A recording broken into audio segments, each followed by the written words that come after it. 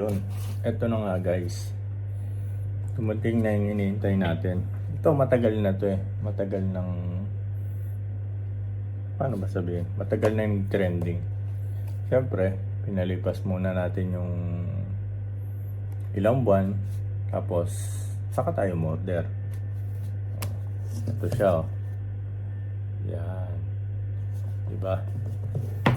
Marami nagsasabi na yung mga pinapanood ko na sayang lang daw yung order nila.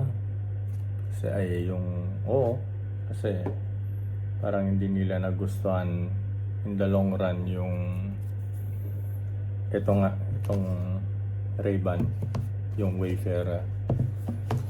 Pero tayo naghintay lang. Tingnan lang natin magkano ito dati. Nasa mahigit nagtapo ng bote. Nasa mahigit 400, 500. Ngayon, ito nasa 250 lang. Diba? Kano yung natipid? Nakamenos. Nakasale sa Amazon to nung kinuha ko eh. Kasi ganyan ginagawa ko. Pag umorder ako sa Amazon, tinitingnan ko kung mayroong sale o kaya yung naka-prime sila ganyan. Nakita nyo, nakasalamin ako ngayon ha.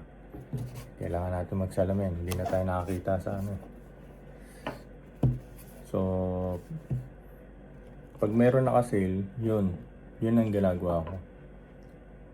Ina-add to cart ko lang siya. Pero hindi ko ino-order. Pag meron na akong pera, saka ko siya orderin kung naka-sale pa. Pero pag hindi na, edi papabayaan ko na lang. Ito, nagkataon na meron naman akong pambili, sabihin natin. Kaya kinuha ko na, diba? So ngayon, medyo bubuksan ko na siya. Hindi na ako mag-unboxing ng kasi marami na naman kayo nakikitang nito eh. Tawag dito yung unboxing nito na lumabas.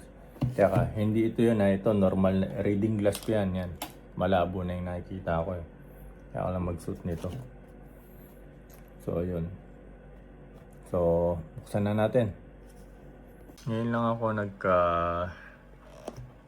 bumili ng ganitong kamahal na salamin. Umiilaw. Kalain mo yung case umiilaw. Ano pa rin eh. Sabi sa Kapampangan, bana.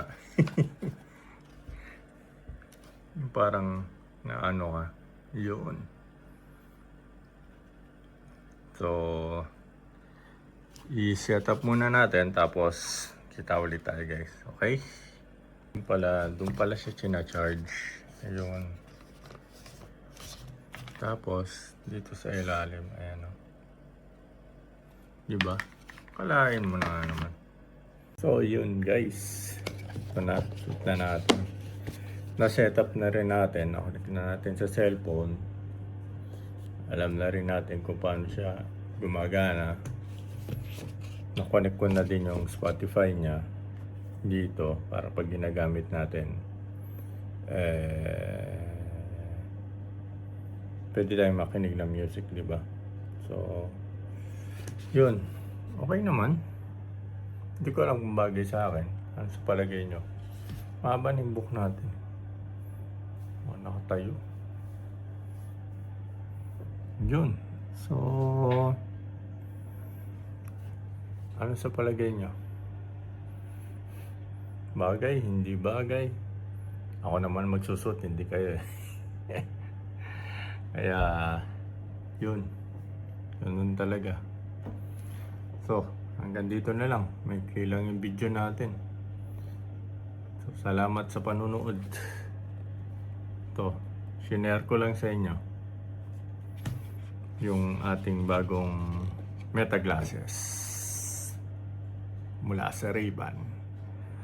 Okay, yun guys. Don't forget to like, subscribe, and share. At siyempre, buhay ka, Pilipino. So guys, ayun. Subukan na natin.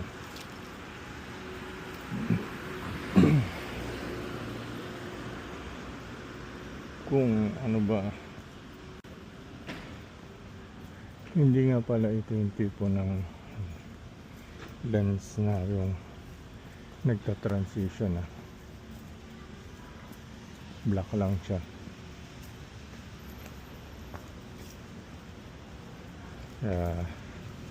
Yan, ganyan siya.